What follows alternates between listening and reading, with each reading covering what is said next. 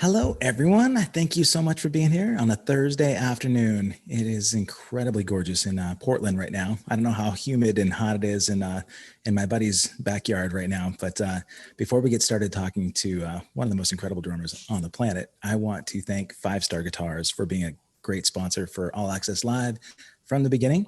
They're based in Beaverton, Oregon. We have no sales tax here in Oregon. So if you've got a big fat stimulus check in your pocket and you want to spend money on guitars, go to www.fivestarguitars.com and pick up a great guitar. If you're already a guitarist and you don't need any more gear, but you want to get repairs or lessons from great professionals like Jennifer Batten, you can also schedule those online. And now that she's done with her Guitar Cloud Symposium, she'll show you exactly what it takes to be a world-class famous guitarist. In the background, I had a little soundtrack from the new album from my guest. Most people that know him from the scene they may not know that he's an accomplished songwriter, nor did I until the last month or so. But I truly believe that in this day and age, my next guest is one of the most inspiring and visionary drummers on the planet. He's our modern day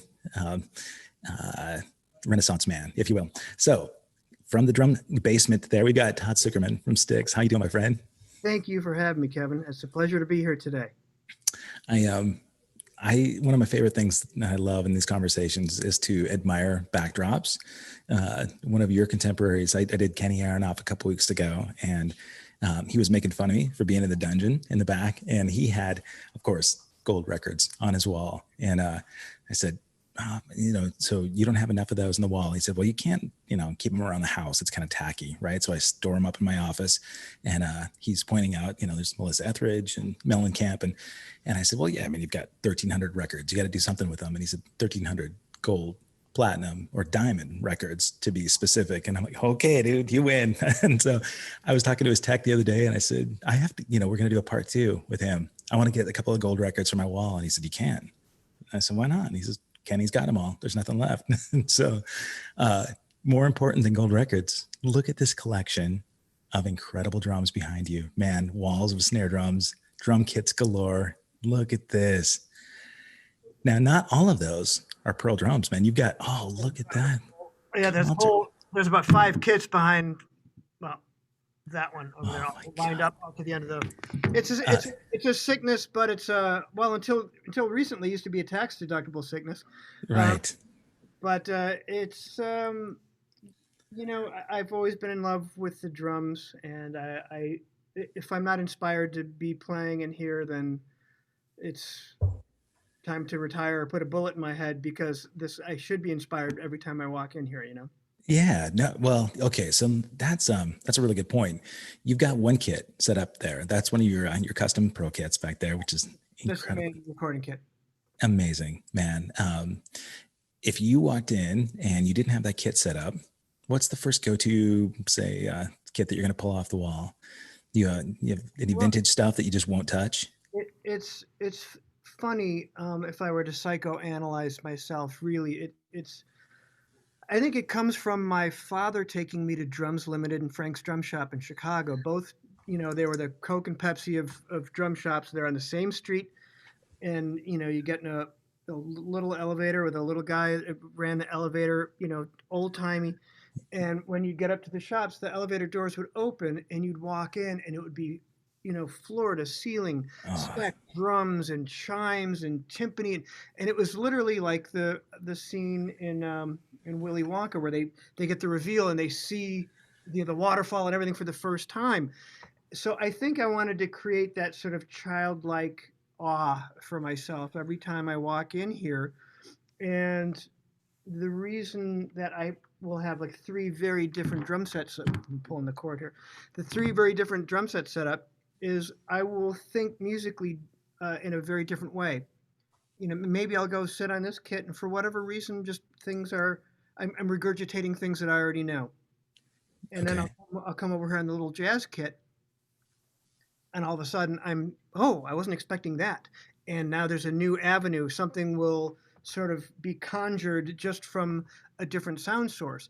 Or change the ride cymbal, change the snare drum, change something out, and then all of a sudden you're walking down new roads that you weren't walking down just moments ago. So I kind of look for inspirational help from the gear, the way something feels, the way it sounds when it was tuned last. If I pull out something that was all soggy and floppy from some recording session, and where I wouldn't necessarily want to practice on something like that, but all of a sudden, boom, hey, I didn't know I would like that now. Yeah. You know? So that's kind of the concept, I guess, with this room the way it is, um, just surrounded by a bunch of friends. It really is. Maybe some of those old friends that you just haven't seen for a long time, right? So you're reconnecting and kind of rekindling old relationships and conversations. Um, One of the things that I love about your online presence is that you show this joy that you have. I mean, of course, like you've done the Styx gig for a couple of decades now. And I watched videos from early in the day when you started playing with the band up until now. And it seems like you still have the same sort of vibrance behind the kit. Uh, One thing I wanted to see was because I've watched a lot of your instructional stuff and you're really um, getting both chops and feel in equal value, so that, people don't get sort of overshadowed by feeling like they have to play so many chops. I mean, when we're young and drummers, we want to play as fast as we possibly can with as many notes, right? And then you start to learn playing for the song is critical and important. The great thing about watching you do the Styx gig, you'd already been an accomplished drummer before that, but you're playing the same sort of energy, and you've never gotten tired of the songs from what it seems. I mean, you can correct me if I'm wrong, but watching videos from this last year when you were on tour, I don't see you ever going, okay, I'm mailing this one in. There's never any of that. There's always communication with the bandmates and drums the same way. Yeah, Am I I right? mean, it's it comes it helps that it comes from the top down in this particular organization, where there are guys that are 20 years my senior, and they're going out, and it doesn't matter if we're playing a field in Nebraska or New York City. The people in Nebraska deserve the same show that the people in New York City get. Right. So there's this unspoken uh, agreement of just, this is how it is. Everyone leaves it on the stage every time, no matter what the gig is.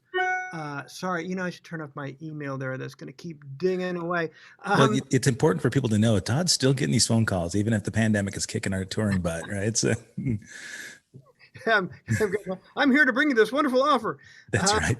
Yeah, we can guarantee first listing on the line. but that's the thing with from Tommy Shaw and James Young. Those guys, they give it all the time. And even if it's the fifth show or someone's like losing their voice or isn't well, other everyone else ramps it up to kind of carry it for the one of the band of brothers that might be a little hurting that night. Yeah, There's this thing. It's this live organism that just is, and we don't even need to talk about it. It just happens. So there's never going to be a time where I'm back there phoning it in or right. feeling, no, I've been gone for 18 days and crying that my lobster bisque was cold or anything like that. It doesn't make any sense. Also, from a personal standpoint, is I get to play these things. Right. It's what I've always wanted to do my whole life. And sure, there can be some element of I call it the Groundhog Day effect. There's been Yeah. times where I'm playing Blue Collar Man, and it'll seem like, are we playing this twice? Right. Right.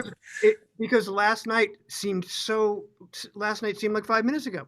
Right. So weird things with time can happen. So everything is trying to get your thinking straight, taking care of yourself and having a great perspective. And something that I teach in the personal master classes is I do a whole thing about why you never need to be nervous, and that's a whole long part of a program. But part of it is at some point, whoever decided to play the drums, they looked at this instrument, this American treasure, and said, "That looks like fun. I want to do that."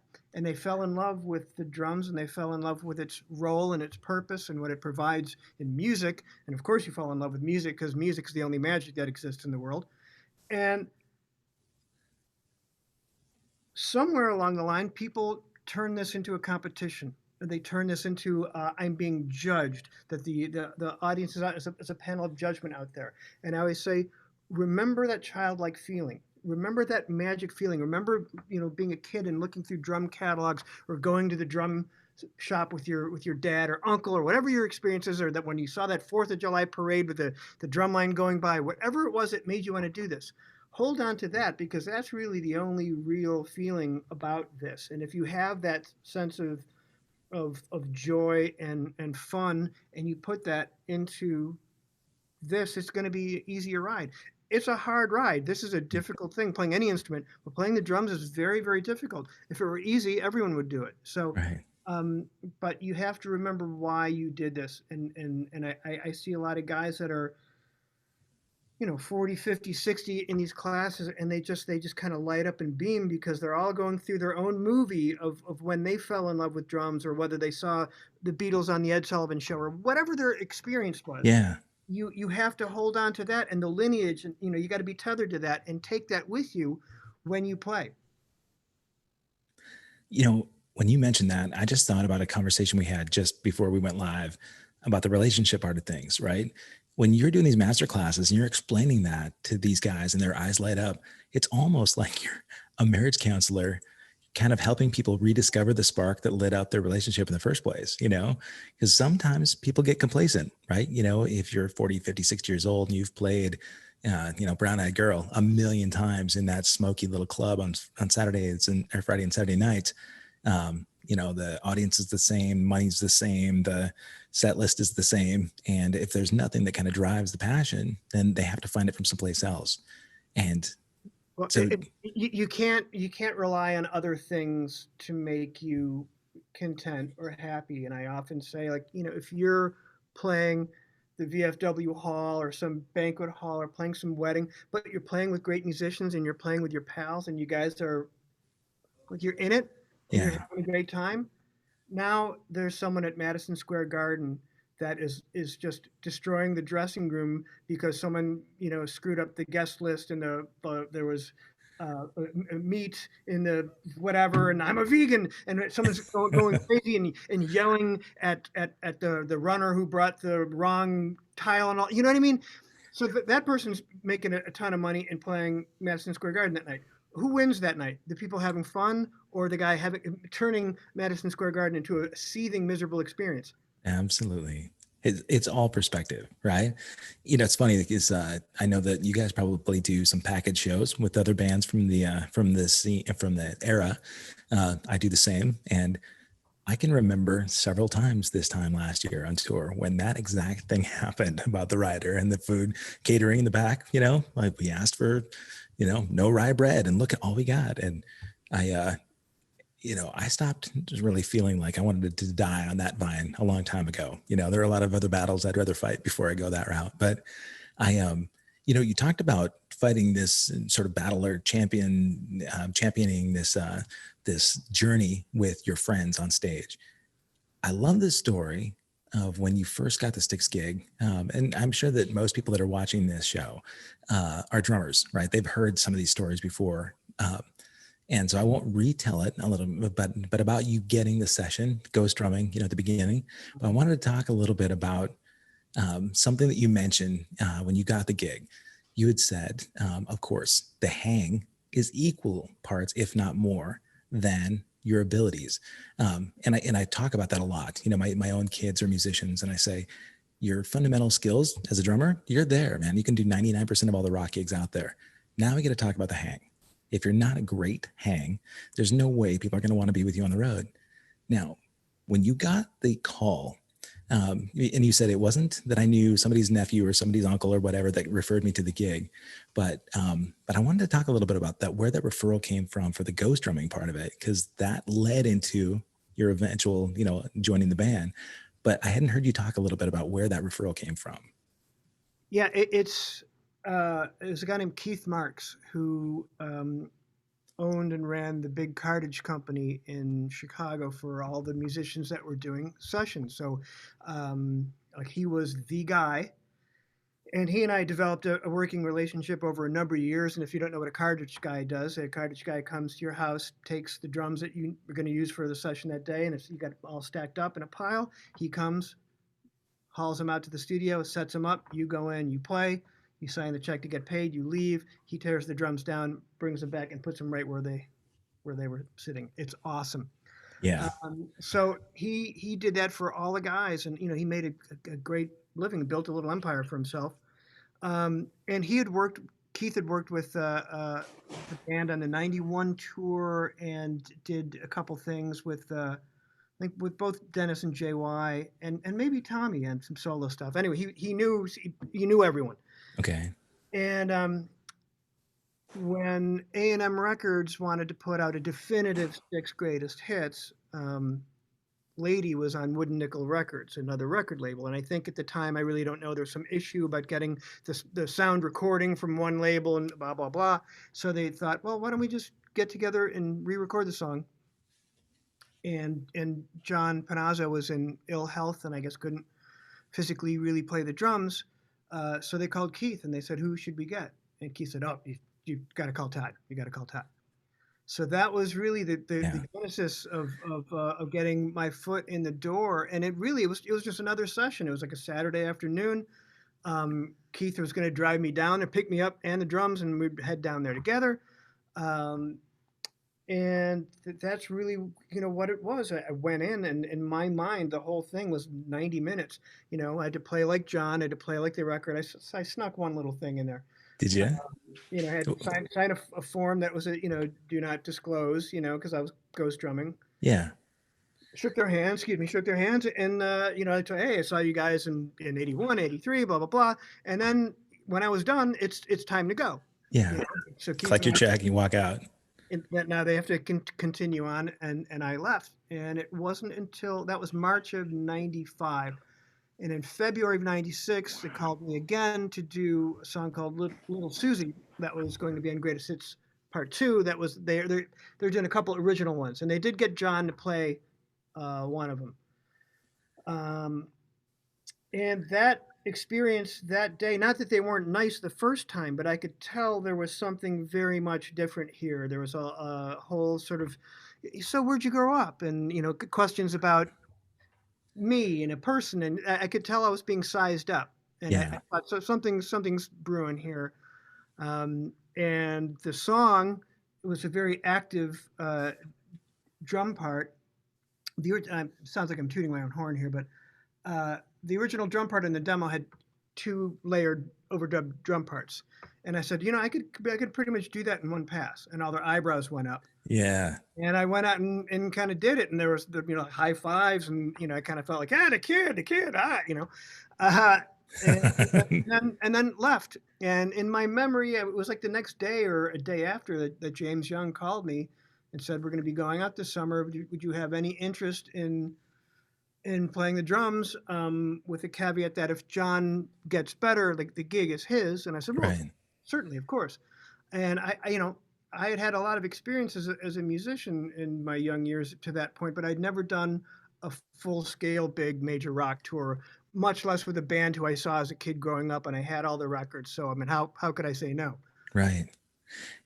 That's a great part of the story. You've obviously got a lot of fans out there. There's some and some historians, because people are chiming in about the loophole in the agreement of the record and how you could Oops. No, this is good. Let's see. Shiva Umesh says there was a loophole in the Wooden Nickel contract that if Styx re-records the song "Lady," A&M Records could use it on the greatest hits albums. I would imagine that. I would bet that people dig in pretty deep on, because you mentioned active on the drumming, the description of that song, and that you sound like you're tooting your horn. One thing that I love about your whole communication method online is that you're so humble, and that's not, you remember, and I think we're somewhat close in age, that when we were growing up, the idols that we looked up to as drummers, part of the, I guess, the tradition was to be a little pretentious, a little, um, you know, overconfident, you know, and you know, I guess it wasn't just drummers. I mean, I really think of the accomplished jazz guys. You hear about Miles Davis, you know, where you think, okay, he's tough. Buddy Rich, you know, not many people wanted to be in Buddy Rich's band, but he was the best of the best, right? So when my son was growing up and working on chops and saying, well, Buddy Rich is, I want to be like Buddy Rich. And I said, well, here's the deal. There's only one guy like Buddy Rich, and chances are you're going to have a lot more opportunities if you get your fundamentals there. But personality wise, you can be humble and gracious and more enjoyable to be around. But he felt like, you know, it was better to toot your own horn. And, you know, he was young. I mean, that's part of the deal. But from the beginning, and the special thing is that you know, I know that you're a Berkeley. Well, you went to Berkeley, right? When you Okay. You know about the Berkeley guys versus other guys too. Sometimes there was a stigma about the Berkeley guys being a little bit off put and a little pretentious, you know, but I have a ton of friends that went to Berkeley and are amazingly really cool people. It was just part of the stereotype, you know, but the humility that comes with your methods. I know that your dad was a musician, a drummer, right? And your whole family were all musical. It would seem like be kind of competitive, right? With siblings that were also really involved in music. Was it you know, competitive or was it? we played different instruments and we played together. So there was sort of that sense of let's play and have fun. And we all wanted to rise to the level where we weren't the weak link, or we weren't the one that like, well, we got our parts. How come you don't have your parts? You know, I don't remember like, you know, any heaviness that went along with that. Um, it was just a great way to grow up because there was between sports, comedy, and music, there was always something to talk about. You know, that Yeah, our family dinners were conversationally fun. It was never, well, son, what did you learn at school today? And this like dry thing. There was always stuff to talk about. So um, that's how I remember it anyway. I love it. Yeah. But you know, Jason Fellman chimed in the chat here. He's a great drummer and he's a local music promoter as well. He said that your attitude is what he respects the most about you. Everybody loves your abilities and you're a really unique drummer. You know, there's a lot of back and forth between the traditional grip and match grip, and you approach drums differently for the song. You know, I hear a real rock direction versus jazz, and sort of a combination of both. When you, especially like on the new record, on your Last Flight Home record, it's a pop record. You know, you wrote these songs as, you know, I would say I hear elements of Yes influence, Wow, that's neat.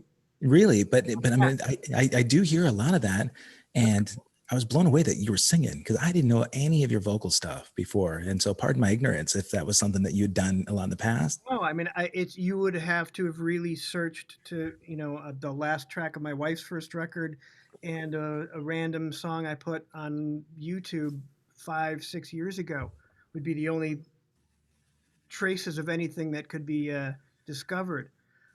Really, I have to give, you know, so much credit to J.K. Harrison, my co-writer, co-producer, co-collaborator, because none of it would have happened without him. He really is done more of the heavy lifting than I did with the music, and working with someone who's that prolific and that gargantuanly talented. It's like walking into, you know, it's like walking into the Louvre, but everything's not in color yet. And like, what songs do you want to do? Like this, I like this, or I like this section, or this is cool. Like, if we raise the tempo, or change a couple of the lyrics, or change a melody line, or let's add some harmonies. It was like walking into a cathedral of beauty, to choose songs. So it's not like I sat here by myself with a guitar and penned those things. I don't have that ability, but I do have the ability to collaborate. And you know, when your collaborator is that talented, it's just an absolute joy. And he was the one who believed in me the whole time. He's been hounding me to do a record like that with him for years, and I always blew him off, you know, thinking, "Gee, that's cute that you think that I could do that," and you know, "Hey, you're my pal, thanks." You know, Yeah, uh, you know, the way that a little kid wished he could be an astronaut or an NFL quarterback. That's how I sort of looked at. Gee, I'd love to be able to do something like that. I'd love to. you know, to have the balls to do that. Yeah. And he just kept after me, and it just hit me at a time where I was going to be in Los Angeles for a week with a couple free afternoons and a couple free evenings. And my wife randomly said to me, as we were listening to Elbow Little Fictions and the song Kindling came on, that's the one cover on the record. She said, "You'd sound great singing this. If you ever do something, you should cover this." And so it was just these random little fairy dust things that happened. And so when I got together with JK, I was like, okay, let's let's see what happens. You know, at the very least, we're going to have a bunch of drinks and even more laughs, and we'll see what happens. But by the second day of us getting together, we wrote the song "Last Flight Home" in a lightning round back and forth in 30 minutes. Really? And that's when it really became clear to me that something organic is growing here. Just get out of your own way, let things happen. Don't try to force things or tailor, like, okay, now we're really doing something. You know what we need? We need a it just let everything happen. And that's really what I wanted to do. I wanted to see this yellow brick road sort of formulate and just keep walking down it and see what happens. And I think we recorded 13 songs, and I whittled them down to 10 because I didn't want to overstay my welcome at, the first time out. At And I his thought place. that was a nice number, you know. Um, so Yeah. that's Well, you got how the whole thing came to into fruition. it'd be interesting to see if you took those three songs that you didn't put on the record, and then whenever you've got time to go back in the studio and put more stuff together, see what evolves, right? Because I would imagine once it's out, you're a really creative person. I mean, not just the songwriting and but you've got stuff going on all the time. You know, you've got your master classes, you've got your educational program online for lessons. You've done all these other session gigs that you could keep coming up with. And every time it seems like I'm logging onto your pages, hey, look, Todd's got another project. Uh, Times are a little different now, right? I mean, we're not on tour. For me, this was going to be the biggest tour season I've ever had. And it allowed me an opportunity to do this, have conversations with people that I just admire, either people we tour with or catch up with people that I admire that we've never met. But for some reason, you figured out a way to carve another 24 hours in a day. I don't know how you do Uh, it, but I think you're really careful with your time, which is great. uh, Thanks. That's nice to be perceived that way. I mean, it is. I'm surprisingly and happily busy for essentially being out of work. Yeah. And with the record, that really took care of the first couple months of the pandemic, because when this hit, we had mixed and mastered the record in February, and then by March it's like, oh my goodness, is it seeing a freight train coming? And Right. I thought, well, I can't release this at the end of May. And I had several musician buddies of mine say, it's out, it's done, you have it, it's packaged. Maybe now it would be the perfect time. Maybe now people would actually have the time to sit and listen to something from beginning to end. Maybe now people need entertainment. So Yeah, absolutely. that's what ended up happening. And without the infrastructure or that part of the website built or anything, I posed the questions on my socials, and everyone said resoundingly, yes, do it. Yeah. And so I'm like, okay, let's move up the date to my birthday, May 2nd, because your 51st birthday doesn't mean anything after 50. So let's make something a little extra special, right? Right. Uh, so we did that. And then I was put in a hyper mode of just getting everything handled that needed to be handled and ready for the day. But, that being said, it's, every musician out there has to figure out some sort of way, whether it's online lessons, master classes, doing it, whatever, teaching it in the neighborhood, whatever. Um, it's to me, it's almost like this sci-fi video game of how are you going to make it happen this month, Right. uh, Yeah. it's like it, I'm comfortable, but I'm not set for life. You know what I mean? Right. Oh, I have to work, and I like working. Uh, yeah. there's a reward in that. This is the work, and really, if the work's the reward in a way, but you still got to pay insurance bills and keep the lights on. Um, You've got a nice investment plan behind you just in case, you have to pay for a month's mortgage, but I don't want you to get rid of any. some of these might put my daughter through college one day. So I was good. Yeah. How old do you have more than one child? just one. Okay. She's And six. you, how old is she? 6. 6 years old. Okay. So she's at the point right now where going back to school as a first grader, right, is going to be all virtual. Spoken like a parent, I assume. Yeah. So I had a son who just graduated high school in the pandemic, so his graduation didn't happen. But as a parent in this current sort of situation, my struggle has been trying to communicate with them in a way that kind of gives them hope about the future. They're a little bit older, obviously, than your daughter. So right now she's probably just seeing that, her social time with her pals is less prevalent and frequent. And school is different, but she's only had a little bit of school to kind of get used to. But things are different for her. So, and you guys are home, right? So Taylor also is a musician, a singer, a songwriter. Do you have help when you guys was she touring when you're out with Styx? No, well, her time with the Brian Wilson band ended in 2012. So she Okay. was in there for about 13 years. So she's, well, she's a school teacher now, and helping the school Okay. teachers. You know what I mean? Get used to Zoom. Yeah. So, Yeah. so she's got a new gig, and yeah. So our roles is, I keep the lights on, and then she keeps that going on, and I can kind of chime in when I can. I also do majority of the cooking, which I enjoy doing. So, the roles are it's a different thing, and I've been on the road for 25 years. I Yeah. miss it. I miss playing. I miss everything that comes along with it. I miss the road family. I miss the crew. I miss everybody. Um, but I'm not climbing the walls here at all. There's always something. I'm reading a couple books I've always wanted to read, trying to find time, even if it's just a couple pages a day.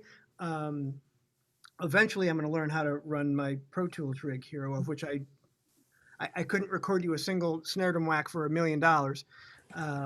So I've always employed an engineer, and thank goodness for technology. My engineer J.R. Taylor, he runs my rig via audio movers from his place, Oh, or that's great. any engineer anywhere can just Yeah. and like a screen share, run the stuff. If I'm doing something for someone, they can listen in their studios in full high resolution audio, and then get on a Zoom call, and boom, we're having a session. Amazing. Yeah. There are a lot of silver linings that you can find right now with the current pandemic.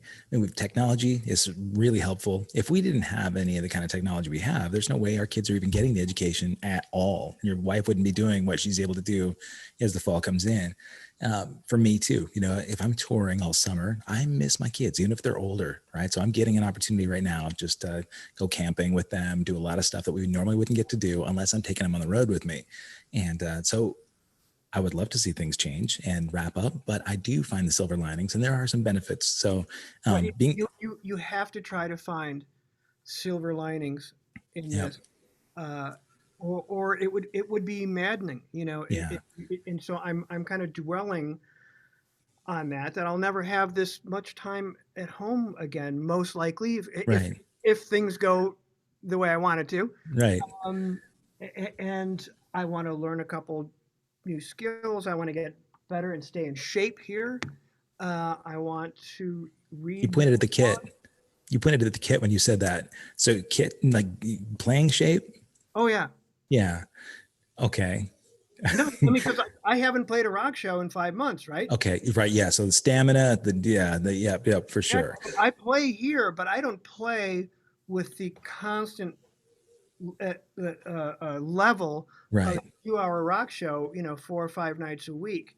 That is something that I would definitely have to get back into fighting shape for. I mean, I haven't let myself go by any stretch, but it's still I haven't done it. And there's certain little aches and pains I'm noticing in my body because I can tell my body's going, what's going on? Right. It's kind of atrophied a little bit. Well, no, it's just what's going on. Right. Yeah. No, You're supposed. I need to be out there doing that. I'm picturing you on the treadmill doing that too. You've got your traditional grip and you're doing this just to keep the arm movement going while you're doing the physical workout. That's the workout. That and walking. That's Yeah. You man, a lot of friends. Some of these guys, friends of mine, have actually hung with you a little bit. Mike Collins, just he's been raving about you, and Mike Vanderheel. Mike's another one too. Both of those Mikes are dear pals. Mike Collins wants to know how the Spinal Tap gig came about.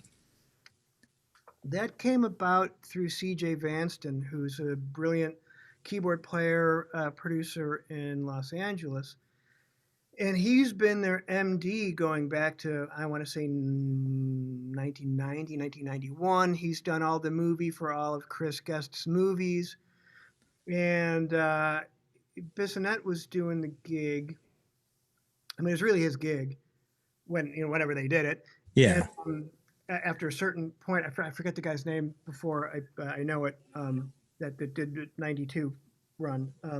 Anyway, uh, Greg couldn't do one Tonight Show. This would have been October of 2000. That was the first thing I did. that's right. I remember seeing that. He called me and I'm like, yeah, I have to. I'm flying out the next day. I was like, actually, because I got called to do things and I'm never here. But I Sure. was actually there. I needed to be, in whatever Boise or something the next day. But like, yes, I can do it.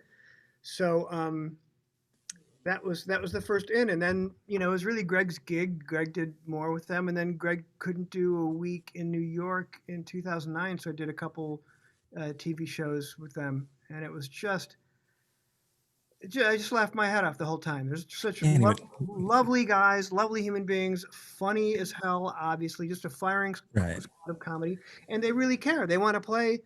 They're not just like, we're well-to-do actors, and this is. I'm sitting there watching, Chris mess around with the head and go, do you have another one? Not being Yeah. difficult. He didn't like that Marshall head. Yeah.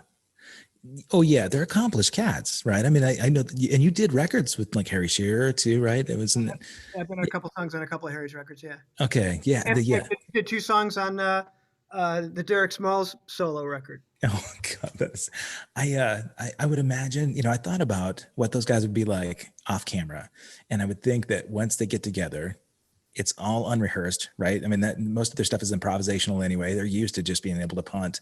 But did you hang? Could you hang with them? And Yeah, and we traveled together from Los Angeles to New York. Had a couple meals.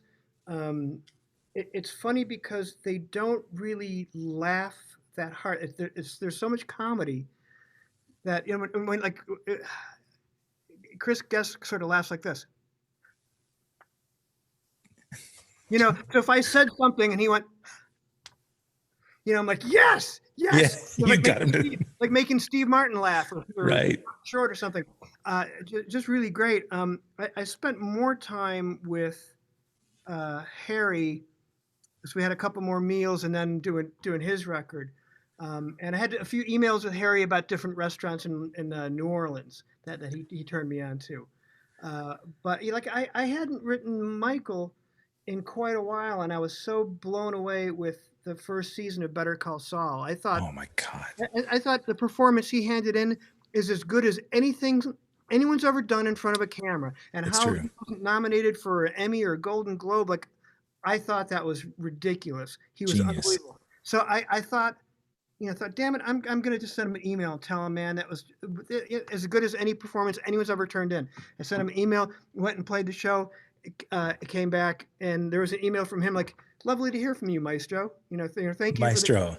Yeah, he called me Maestro. Like they're lovely guys, and even though at that point I hadn't talked to or had any communication with Michael in, my God, 7-8 years or something, but boom. Yeah, that there's a lot of authenticity, in his character on the show. It's crazy that he hasn't been typecast, right? Because all the stuff he's done in the past in movies, you would kind of think that he'd be sort of, pigeonholed. But yeah, the character on Better Call Saul is genius. I mean, the writing and everything too, but And he's not. his accents when he was, if you remember an old show called Dream On, early '90s on HBO. He played an Australian guy, and he played an English guy in Family Tree. And Right. his dialect of certain areas of Australia or England, it's not just like hello, governor. It, Yeah. it's the real deal. They're all wildly talented and lovely human beings. What's pretty cool about that is that you notice those things, but I would bet if Michael McKean or Christopher Guest or any of those guys were talking about Todd's drumming, they'd say, it's crazy that he could take our songs and he could articulate something that nobody else was doing. I mean, of course, Bissonette, legend, he's an amazing drummer, but there's a flair and there's something that you do that nobody else does, right? So they would be raving about the dialect or the inflections that you have in your drumming just as much, or maybe just about the way you make them laugh. But it's to me, it's really unique because I was talking to my older son, a great drummer, about the generation of drummers that I looked up to, right? When I was late 20s, or late teens, early 20s, thinking about the great modern drummer performance, right? You had Kalyuda, Gadd, and Weckel, right? I mean, those were like the trifecta of guys that you would look up to in terms of magnitude. They were the modern day Buddy Rich, Gene Krupa kind of, era. And I do see you as that modern day, sort of, you're like the next generation of that. And you roll your eyes a little bit. I love the humility, man. I mean, honestly, there's something so special about somebody that humbles himself that way. Mike Vanderhule, and would be the first person to agree with me that I know that Steve Smith was not only inspiration, but a great friend of him, and he did a lot of playing together. And I hear some influences of Steve even in like your ride pattern stuff. It's some of the stuff that I've seen you do, and Steve's Yeah, jazzed. yeah, he was absolutely huge for me. No, Yeah. I mean, it is a seismic shift in my entire playing life. Yeah. So let's hear about that. Like, I want to know because, of course, family. I mean, you were raised up as a musician. Your dad inspired you. Your family inspired you. But what were the real? Aronoff talked about, just like you said, first time you saw Beatles, on Ed Sullivan show in '64. How about you? What was your first experience that just said, "Okay, this is exactly what I need to do for a living for the rest of my life"? I was in love with the drums. I mean, it was this drum kit right here, this little brown Slingerland kit. It was my father's. That was my favorite thing in the world. It scared me. It enticed me the way it felt. Sniffing in the vent hole, the drum, and the way the wood and the glue smelled, and uh, the old gritty cymbals. It's my father's old K over there. Um, I never wanted to do anything else. I was just in love with the drums and music, and I would sit and I'd listen to Basie Plays Hefty with Sonny Payne on drums, and Chicago 2 with Danny Serafine. With my Mickey Mouse record player, it's like a toddler in diapers. I would be listening to that all day. And my two older brothers were musically inclined. Older brother Paul was already kind of a gifted pianist, and then my brother Joel's like, "Well, I'm going to play bass." It was clear that I was all about this. Um, so that's really the way that we grew up. I would go to other kids, friends' homes, and I'd look around and go, "Where are your instruments? Right. Yeah. How can you live like this?" Right. Yeah. Um, Barbarians. yeah, I mean, they made the stereo. I used to pull out all the records, and I wanted to look at every record. Um, it's just what I wanted to do. I love sports. I love baseball. That was, a very a distant second. Okay. I was What was your position? second base Okay. Yeah, Maestro. and relief pitcher. Okay. Yeah. I mean, that's a very Midwest thing to do too, right? I mean, baseball's such a huge thing in the Midwest. And so it doesn't surprise me, but I know a lot of drummers that baseball was their love. It's amazing. You don't hear a lot of guys that football or basketball was their thing. It's baseball. It's the game that I know the most about. I could watch any game, and know a strategy or why things are happening. Out of all games, it's the one that I know so to the deepest level. And I love playing it, but I was always sort of slightly smaller for my age. I was sort of a small guy, and then seventh and eighth grade, people started getting giant growth spurts, and they started sending in the gorillas that were throwing 100-mile-an-hour heat wildly. And I'm like, I don't think I want to do this anymore. I want to walk out of this with my hands, my arms, because you just got crazy whatever. Uh, Yeah. dudes that were in seventh grade and had full hair down their legs. Like, yeah, that's the picture. Uh, Right. yeah, so I kind of shied away from it, but I still love playing baseball. Really? You Yeah, I mean, guys, I haven't in years, but you like haven't put, I go and toss a ball to Tegan and just watch her hit. you don't have a, like sort of a celebrity softball team set up with Styx and, or I have to ask, man, Cubs or White Sox? Cubs. Oh, okay. Yeah. My first game ever was at Wrigley. Watched Cubs and Padres. Actually, I'm trying to think of what year it was, but bench clearing brawl right in front of me. We're down next to the warm up circle, and that was a great way to introduce myself to baseball. So uh, If you know anything about Chicago, the whole Cubs White Sox thing is still a kind of a mystery in a way to me. But I have an explanation for the North Side because I grew up in the North Side. The Cubs were on WGN, and that was one of like the 13 television stations you get. yeah, The White Sox were on Channel 44, which is a weird UHF station. That was like trying to watch scrambled porn or something like that in the early 80s. Trying to watch a Sox game. It's like I never knew what Comiskey Park looked like until I went there, or you'd see the highlights on the news and go, "Oh, that's what Chet Lemon looks like." It was ridiculous. So to me, they were a minor league team of zero consequence. However, um, when the White Sox went to the World Series in 2004, I watched every game and I rooted for them. There's a sure. couple friends of mine, including a bass player who's the sweetest guy in the world, but was a Southsider. There's nothing more in the world than he hates the Cubs. And I've Oh, seen his face change and go, I would rather see anybody win than the Cubs. He's like oh, the nicest, sweetest, mild mannered guy in the world, but he has just seething vitriol for the Cubs. So this, that's the thing I don't understand. The Southsiders hate the Cubs in a way that the Cubs are just indifferent to the White Sox. Maybe they don't like the indifference. I don't know. it's funny, when you're on tour, are you able to catch games sometimes in away games when you're out? Yes, and we've sung the national anthem at a few games and football games in different cities, and we got to do the seventh inning stretch. Take me out to the ball game at Wrigley. Boy, that was 2009, maybe something like that. Really, man, that's a cool bucket list gig for sure. Phenomenal. It was just phenomenal. You know, I love those kind of things too. When I was talking to Kenny the other day, like I said, he mentioned that seeing, Beatles on the Ed Sullivan Show, he was 5 years old. He begged his mom to call the Beatles and get him the gig. He said, I want to play drums for them.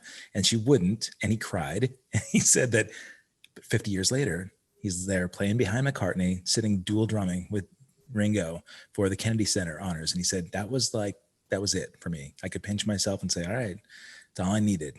That's my bucket. Go Kenny.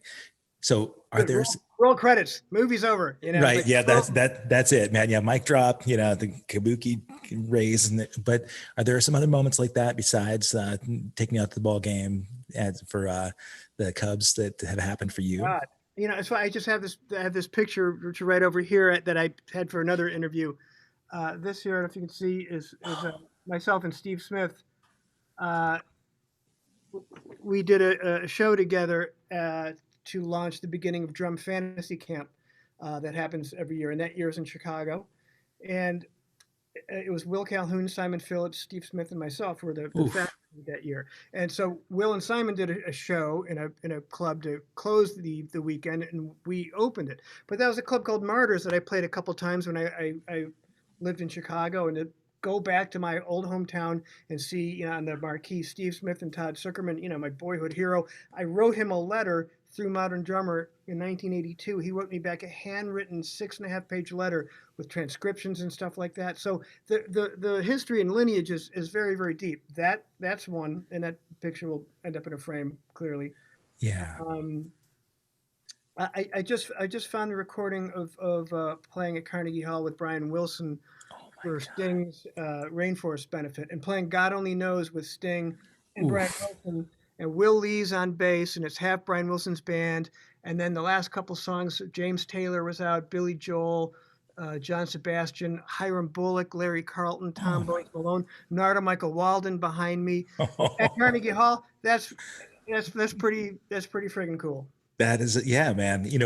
Passing that legacy down, to your daughter and anybody else that might want to follow in dad's footsteps. Say, all right, there's some tough shoes to fill. And my wife was in the band too, so I'm I was doing going to ask. with her at the same time. Yeah.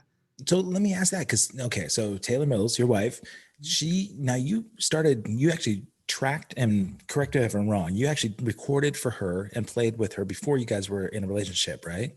Is that how No, you guys? Okay, all right. So tell me about that.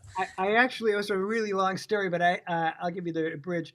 I met her through a buddy of mine named Steve Cole, saxophone player, that he and I slogged it out in the club days, and he got a record deal and like happy ending, like record number one smooth jazz record, and he wanted to put together a particular band to do his hometown headlining show at the House of Blues in Chicago, and this would have been in October of '98. And I was in Chicago because that's when Brian Wilson had a house there, and he was doing some work out of Chicago, out of St. Charles, and I was doing Farm Aid with Brian, so that kind of sort of paid for like the flight to hotel type of thing. So Steve's like, "You're going to be here, great," and Taylor was one of the background singers that was on the gig, so I met her then. And then Joe Thomas was putting together Brian's touring band, and I did Brian's first solo run, and he said, "Hey, do you know of any female singers in Chicago that sing their ass off and that are beautiful? Like, I don't want to be flying in people from, L.A. or New York." I'm like, I just worked with this one, just 2 months ago, and she was killer. So that was how it all sort of started, and then she came in to the Brian Wilson band camp, and immediately I was smitten with. I was smitten with her before, but I was certainly smitten with her then. And The full package, right? I mean, like, yeah, that, she's that, talented, it's beautiful. And I heard a little story just now from your pal Shiva about why you raised your China boys up. yeah, well, I used to have the China here, and I couldn't see her, so I raised the China up so I could see her and that first go around, and I kept that symbol up there until my 50-year-old ass arm has a Oh, hard time getting up there. I'm like, it is easier down here. but your symbols still have been way up there though, man. And you Ah, know, they're way down. They're way down from where they used to be. They're okay, everything's at eyebrow level. There's no more of that. But that was a uniform. I mean, you weren't shit if you didn't have your ride symbol up here. I wasn't even interested in hearing you. You know, like Steve Jordan, like Peter Erskine, Vinnie Colaiuta. yeah, Everybody. That was the uniform. Now, yeah. now the uniform's all below the poker table. You Uh, know, it's funny, man. I mean, all of my symbols are up. I keep my ride low, but with a flock of seagulls, the gig that I've been doing several years now, they don't use a ride symbol. So I would bring all my symbols out and they go, nope, put the ride away. And I'm like, wait, what? And so, that's still adhering to the super 80s, like no right symbol. That was the yep, thing for a while now. No right. that's, yep. And even if I'm using a backline kit that they accidentally brought that out and they have the ride symbol on, Mike, our singer, he'll be like, he'll just get it off the stage. I don't want to see it. Don't even be tempted to hit it. But Do you have a closed hat over here for different sounds? no, but I use an SPDSX over there that has a closed hat as one of the pads for most of that stuff, and I it's would funny. get a series of just closed hi hats. Yeah, Like right. Just eight pairs of closed hats. There you go. right. 8, 10, 12, 14. Yeah. Just like all the, I went so long without gigging Chicago. You're still in Chicago, right? No, no, I You're in was Nashville? no, I was in Los Angeles for a number of years, and I've been in Austin for 15 now. Austin. That's right. Okay. Had a fun Austin gig where we just did a benefit show for KEXP. Is that right? Or no, KXPN. that sounds right. There was they did a benefit music education thing we did like a year ago, and we were down at the Four Seasons and just did like some sort of private thing. And Conan O'Brien happened to hop on the elevator with me, and we had, most of the time, my hair is purple, spiky, mohawky stuff. They had a poster of the band right outside the elevator. I didn't see it. Conan O'Brien jumps on the elevator, and I'm like, hey, Conan. And he goes, oh, Flock of Seagulls. I'm like, wait a minute. How do you know who I am? And you're not here for our show. And he happened to be doing Austin City Limits, and he was hosting a comedy tour thing, but he had just seen the poster, and we have a bunch of mutual friends, and he was as sort of outgoing and friendly as you would ever find somebody to be. But he invited the band out to come to Austin City Limits. It was a nice hang. Nice. I love your city. The only city I think that I can say that about in Texas, to be honest with you, man, because Houston's my least favorite. So it's good. Houston's a little better than it gets credit for. But like any giant city, there's sections that are like in the Woodlands. You're like, wow, that's kind of nice. But yeah, Austin's a very, very cool place. We're about 30 minutes west into the hill country, so it's a little suburbia, hilly, and rivers and lakes and whatnot, and it's really lovely. But downtown's there if we need it. Yeah. But the city's got a flavor. The city's got a thing. It really is cool. It's I love the vibe. I live in Portland. Portland reminds me a lot of Austin in a lot of ways. Culturally, there's quite a bit of similarities. But I would imagine you probably have enough distance between your house and the neighbors so that you can actually blast a lot of those things and not, piss too many people. It's pretty well soundproofed in here. And I mean, if my neighbors were like California style, like 2 feet, outside the wall, they might hear. I might bum them out a little bit, but their neighbors are far enough away that they have no idea what's going on out here. I'm sure they would appreciate what they hear coming from your place anyway, but well, yeah. Oh yeah, I would, man, I was just going to ask you, like, there are so many drummers in the chat here. And like I said, I try not to have any preconceived conversation pieces, but what I really want to know from most people is what kind of traditions they have, so when you're out, I mean, do you have a tradition like for me, my day has to start out a certain way, man. I don't watch the news. I try to keep myself away from the stuff that's outside my control, especially right now. We mentioned Portland, there's a little bit of craziness going on here, and a lot of the stuff that would be anxiety driven. So I try to just sort of focus on gratitude stuff in the morning and really focus on my rituals, especially when I'm on the road. As man, it can get monotonous and gets really exhausting emotionally, mentally, physically. Do you have traditions that kind of keep you going when you're out? Well, that's a really good question, and I should have a really good answer for it, but I don't. I suppose when I wake up, I see what's happened. What have I missed while I was gone? Okay. Yeah. There's a little bit of that. I try not to be too news heavy first thing, unless something's happened or something, someone passed away or something. But, we got a vaccine. We're on tour again. My wife's a little bit more of a news junkie than I am, and it's very hard for me because I believe I want to create my own happiness. I don't want to bury my head. I know what's going on, and I without getting into the whole thing. But I know what you mean about the rituals. The rituals are what do I need to do? What's coming up? What do I need to learn? Do I have a session on Friday? Have I looked at the music? Am I prepared? There's certain things where I start doing that. On the road, it's funny. I just started kind of using the workout room, and then I had a whole back sciatica thing that is fixed. But I'm like, no, but I was enjoying getting into that routine for the first time in my life. And anyone that's ever known me would see me in a workout room would laugh their ass off.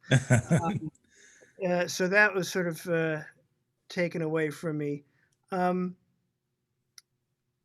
I tend to look and see what's coming down over the next couple days, and I try to be prepared for whatever it is. I had a thing with you today at 5, so I knew that I certainly had to be in the shower by 4. I kind of think you didn't have to shower for me. That's fine. Think, oh well, I know no one can smell each other, but I do smell delicious.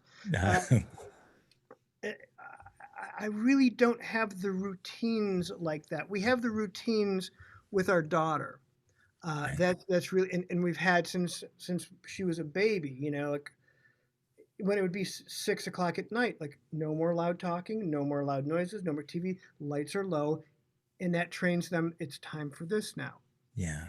And she never had a problem like, oh, we can't. She stays up all night.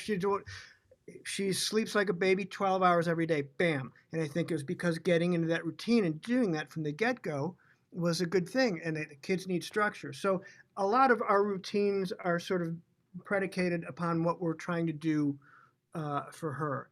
You know, Sure. she has ballet and she has theater and she's doing all these things and da, da, da.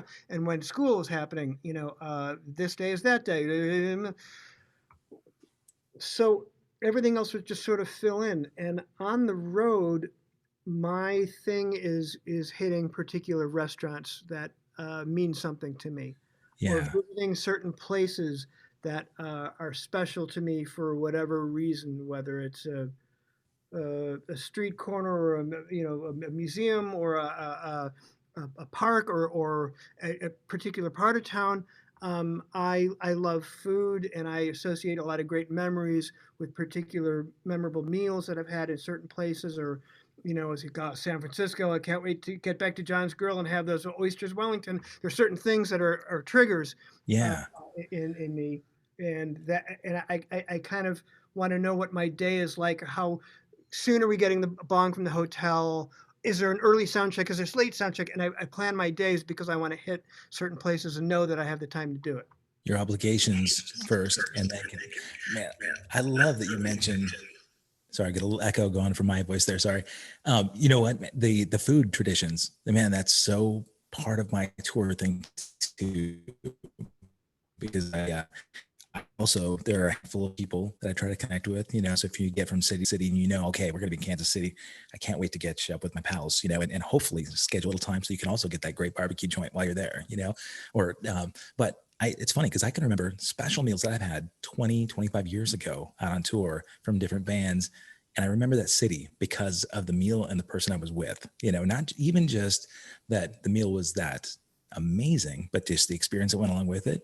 It's funny because I don't talk to too many touring musicians that really focus on that memory bank that gets stored, but I love it. I can go back even in Chicago, man, some of the best steaks I've ever had, in that joint, and more of the Chicago steaks than the pizza. I know you can't be a Chicagoan without being deep dish pizza guy, but that's not what I go for. Well, so look, you got to try Lou Malnati's next time you're there. Oh, Malnati's. I had Malnati's. Like Malnati's like that. That's reasonable. Some of Yeah. it's too much, and for tourists, in my opinion, which I respect. I love that joke, by the way. It's my favorite line, We in my did. opinion, which I respect. Uh, yeah, We had Malnati's this time last year at the Aragon Ballroom. We played Aragon. But you got to have the sausage, Yeah, spinach. yeah, that's I grew up on the street with the first Lou Malnati's. okay. So that's the smell of throwing a ball with my dad in the front yard. If the wind came that way, the smell of the garlic and the yeast and the stewed sweet tomatoes, that's the smell of playing catch with my dad. That shit has its hooks in me pretty strong. Yeah, Um, but yeah, I get no sort of better satisfaction than when someone texts me about I'm going to the city, where should I go eat, and telling them they have to go there and then they have to order this. I feel that's Lawrence actually not long before not long before everything came crumbling down. Lawrence and I were walking to a restaurant and we went to a place. I wanted to go to one place and he wanted to go to another. And I could tell that he didn't want the heavy meat thing. And I'm like, okay. And he tries to eat as healthy as possible. So we went to his place and it was just, can I swear on this? oh yeah, absolutely. It's not a kid show. Horrible, just fucking horrible. And we walk out of there and I'm like, now, can we go to the other place? He's like, yeah. So we're walking and we've done it a couple of times. If you've ever seen the Louis C.K. show, The Bang Bang, where you go Yeah, two full meals at two places, yeah. it's total gluttony, total shame, hang your head in shame. But there's something to be said for it. And so we're walking to the other place, and he goes, God damn, Todd, you just know so much about food. Yeah, I remember like when I first got in a band, and Glenn Burtnick said this. He goes, "You were raving about this burrito from Benito's Burrito, this shitty looking stand that you wouldn't go in 1,000 years and get something there unless someone told you to." Yeah. And I'm like, we got to, the bus is going right by there. We got to stop and just trust me, get these burritos. Anyway, so this is 20 years later. He's telling me this story.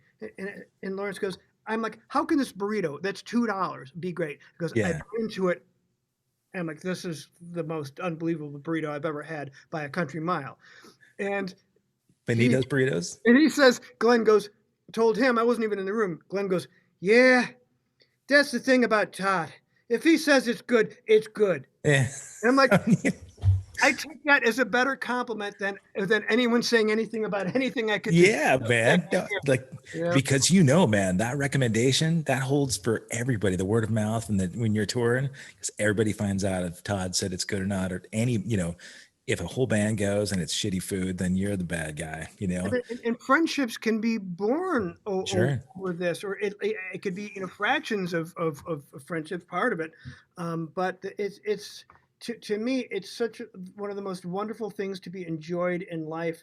And for those who just want their steak well done with a meatloaf or whatever, and have the same thing over and over, I don't understand people who are fearful of foods. I'm not saying eat goat's eyeballs, but people are just fearful of food, and I don't get that. I can't roll with that at all. Those are the people that sit home and they don't go out and see live music. They don't try and do any adventurous stuff at all. But there's a tradition that Mike Vanderheel has said. There's a road tradition for you, G&T.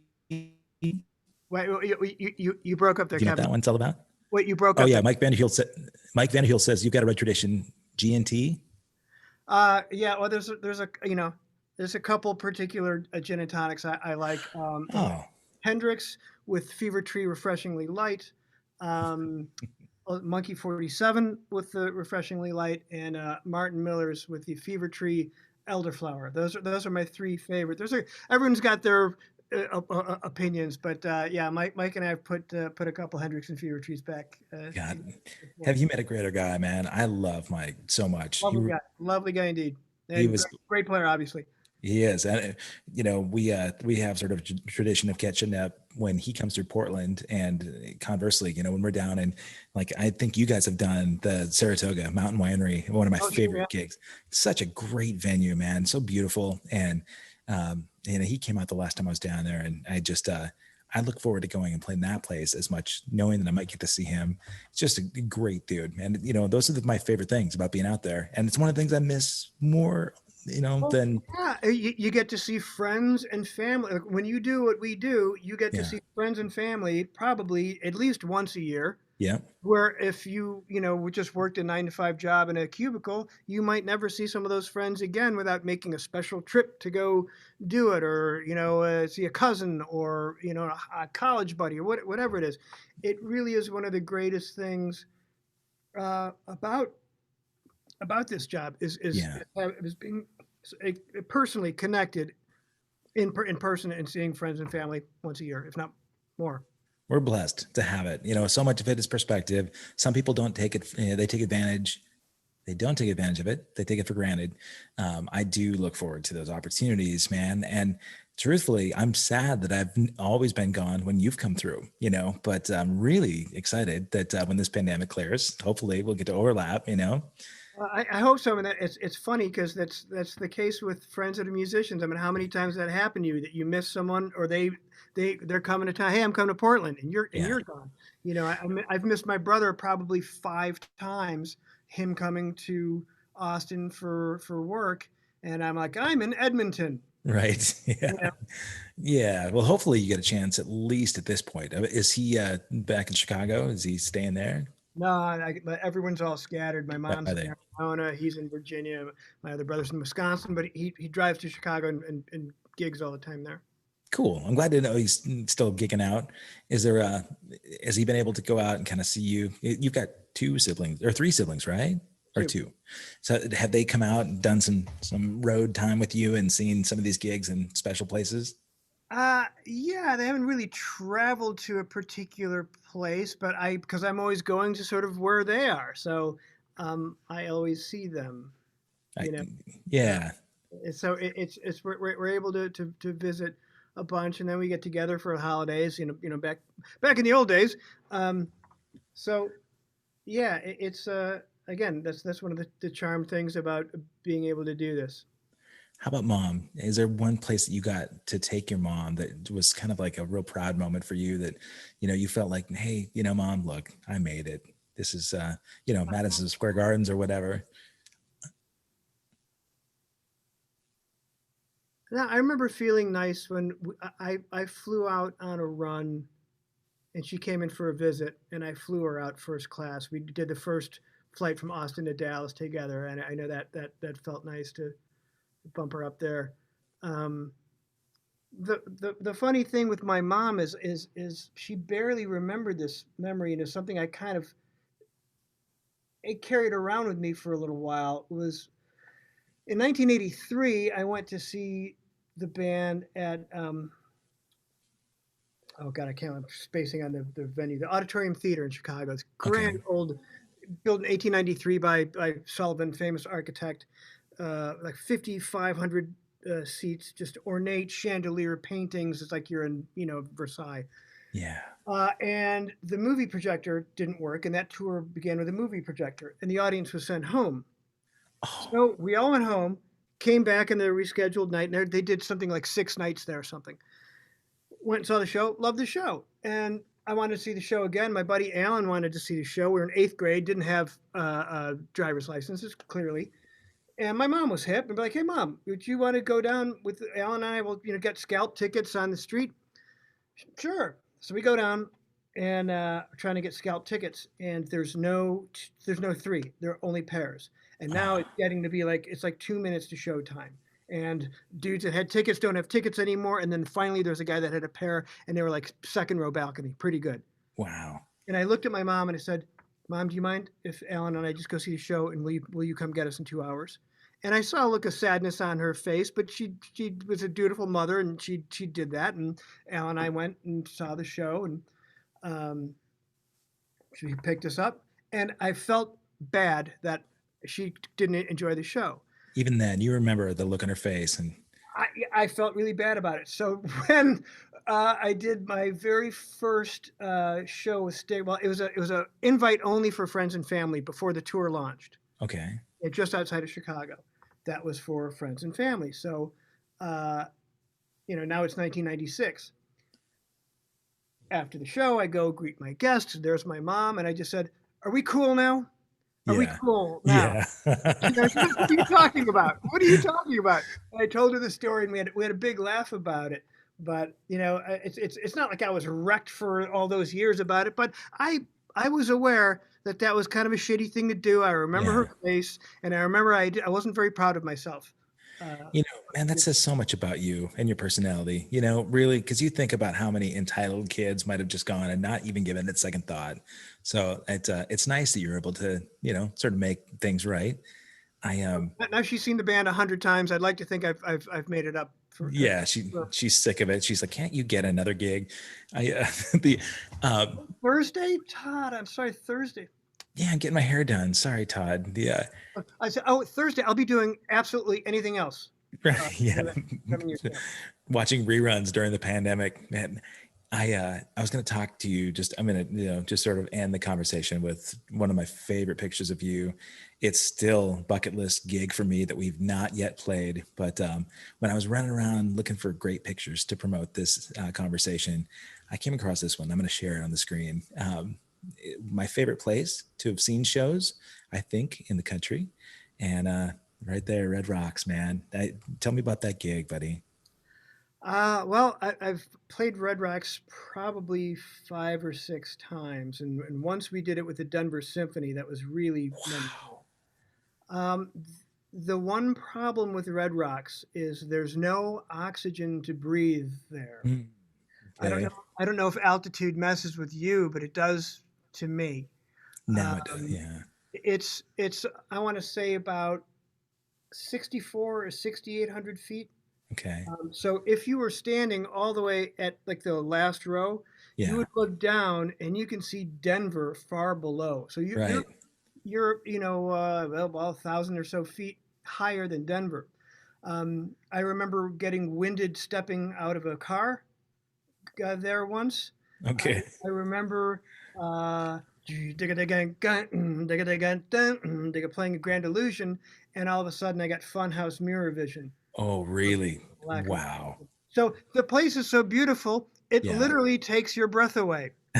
Um, Man, it's funny that before I joined the band, I have one more story about that. yeah. Well, I Go was ahead. just our flock of Singles singer has played there many times, back when they first were breaking and they were touring with, I think, the Police then. And he just complained about it. He said it's the worst place to get in and out of because once you're in, you're in. There's no way out.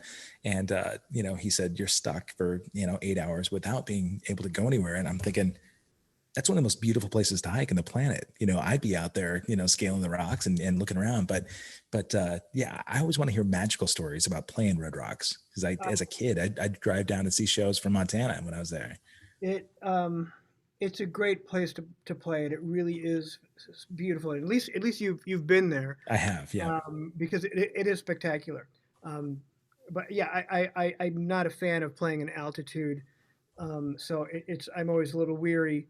Um, but the first time I ever played there, I remember this. The first time that I ever even knew that Red Rocks was a place was seeing that show, the U2 show from the Oh, War Tour, which right. June 5th, 1983, and that was on MTV or something like that. And if you remember that show, they had fire up on top of the Right. rocks. They had a little Yeah. thing going on, and it was like raining and misty, and they had the fire, and it just looked so friggin' cool.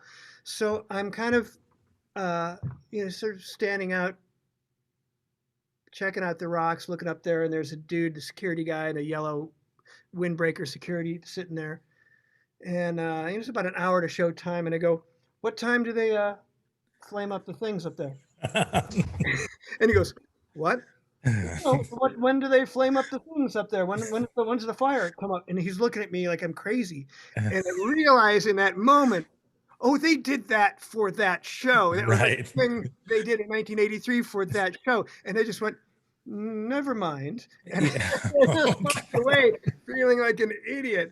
And I'm sure Oh, you go like that. The guy just asked me, what, was when it did kind of was it a letdown for you that you didn't have the mist come in too and Bono wasn't there to I'm fine reveal with it? the mist, but I wanted the fire. I was let Yeah. down by the lack of fire. Yeah, man. So from that point on, that's what you added to the rider, right? You're like, all right, I want green M&Ms out of the bowl, and we need pyro on any rock formations that we play in front of, right? Right, That's just fire, just fire. just, None yeah, man. pyro, just fire. I know Yeah. it'd have to go down as pyro, I suppose, but we don't need to blow anything up. Just a nice, like a big, giant, out of control campfire up there. Right. Yeah. What I was looking for. God, man, I love it. I love it. Those are they're fun memories. The next time you play there, now that we've had this conversation, the next time Styx is out on the road and you're playing Red Rocks, I want you to think, all right, we had this conversation once. If we were going to do something different, then maybe not pyro, maybe we'll have huge confetti cannons. But it's still on my list. We do Fiddler's Green every year instead, and it's a great venue. It's grassy amphitheater instead of like the steps, but Mm. there's just something about the ambiance of that venue that I've always wanted to play, so the Mountain Winery in Saratoga, kind of like that, it's just a lot smaller, but I do love the vibe. Have you done the Gorge in Washington? I have, yeah. And then, in fact, we were talking Vinny earlier. One of my favorite memories was seeing Sting, Vinny playing drums on that gig. It was the 10 Summoners Tales tour, and there was a meteor shower above so as you're laying back there watching, there's a meteor shower over the stadium that night. It was my 5th anniversary. I'll never forget, that night. I guess it was, would have been right around 1997. So yeah. But beautiful venue. And I would imagine for you that getting out there and getting that experience, like, was it just Styx or were you guys touring with another package? Well, we played there in '96 and '97. Okay. We were the headliners, and Kansas opened in '96. Pat Benatar opened up in '97. And we flip flopped with REO Speedwagon in 2000. You've done a bunch. I used to be able to chronologically go through it all, but it's just been way too long now. You got to have them written down, man. That's part of the Todd Zuckerman book, right? So I have all my tour books. I'm sure you have yours, right? no, I don't actually. Well, I Huh? have, yeah. I mean, I I archive stuff. have two giant bins where I just whenever I get. Yeah, I have too much clutter, man. I'm trying to purge that stuff now, but it is fun to look back on. I just do everything with photos, so many photo albums, but hopefully, next time Styx is out, I'll make sure that I get, a couple of pics, and I'd really love to see you do your thing live, man. It's amazing to me that I haven't, but a lot of friends that are watching this right now, they've all been there. Oh, likewise, man. I mean, hopefully, no storm lasts forever, but I think this is going to be longer than any of us would like. But Yeah. we just have to stay in shape and be ready for when duty calls. That's right. So people that are watching this right now, if you haven't yet, go to toddzuckerman.com. Look at the opportunities that you can. There's some amazing education that you can get from Todd. There's also, I think, a link to the Last Flight Home record, which you can purchase and buy it directly from him versus some of the streaming sources, because he'll get Thank you. yeah, absolutely, man. It needs to happen. I'm so proud of you for doing that. And your buddy JK, is that right? You said, Mhm. yeah. The fact that you took the risk, I think, is really important, man. Because a lot of people just they would let that fear and intimidation sort of rule the roost. But The fact that I was terrified, that was the indication that that's where I needed to be. yeah, You know, absolutely. I could safely sit back here and do other things. I love doing that, but something like that is something I never even considered. So the fact that it was uncharted, murky waters and it was terrifying, let's do it. That was the attitude. Yeah. I mean, great for you, but it's even cooler that, as a dad, you got a 6-year-old daughter, and, showing her that you're not going to let adversity stand in your way. You're going to go out there and chase down the stuff that is scary and intimidating. I think I really want you to know that I appreciate you sharing your gift. You really have been gracious to a lot of people. I love your humility, the fact that you're so humble about it. It's really inspiring, man. And more than anything else, your drumming and and the experiences you've had, it's just really, really nice to know that you're spreading positivity and you're sharing a gift that will carry on. You're influencing a lot of people in a really positive way. So I really do appreciate it. I know a lot of people do too. And yeah, so please go out there, folks, and get Last Flight Home. Keep him working, because he's doing the same thing. He's actually helping keep us all in shape right now too. So once this pandemic is done, we'll see him back on the road. And I really appreciate you spending the afternoon with me, man. It's so nice to get to talk to you in person. Likewise, and thanks for inviting me. I had a great time. Hey, thanks you again. Hey, subscribe to allaccesslive.com, All Access Live with Kevin Rankin here on YouTube. Got a lot of great guests coming up as well. But and thanks to 5-Star Guitar for supporting us. Todd Zuckerman, have a beautiful week, man. Stay healthy, and give my best to your family, okay? You too. Stay Thank you, safe. pal. All right, my man. You take care.